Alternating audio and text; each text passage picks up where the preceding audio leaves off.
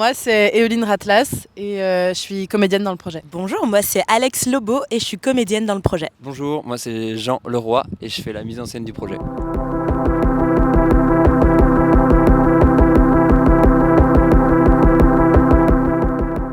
Le projet il a commencé par une expérience que j'ai vécue quand j'étais ado, où il y a eu un événement qui a été considéré comme un fait divers dans la ville où j'ai grandi. Et mon père qui est pompier a été relié directement à cet événement. Et j'ai le souvenir que quand on a essayé d'en parler après, c'était pas forcément évident, mais par contre il y avait la narration médiatique qui a pris énormément de place. L'événement qui a eu lieu, c'est un fait divers qui a réellement eu lieu et qui est un fait divers qui concerne un jeune qui a été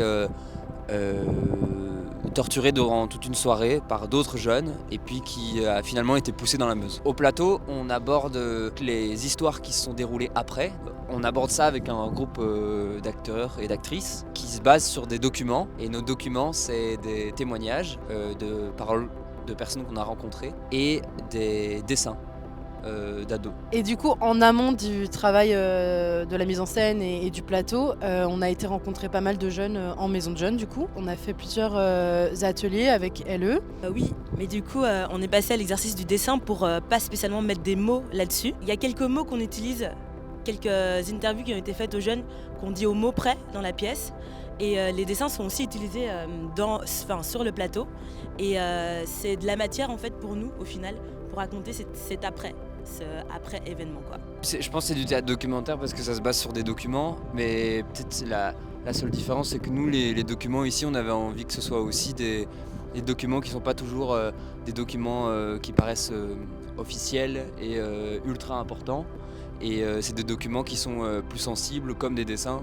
Donc c'est du théâtre documentaire sur du sensible. Oui, on a envie que ça questionne les gens sur comment se propage une information dans une ville, comment ça peut impacter une ville, et qu'on se pose aussi des questions sur le service de l'aide à la jeunesse et l'état dans lequel on peut le laisser. On va donc présenter le projet Fleuve, le spectacle Fleuve, du 8 au 19 avril à l'atelier 210.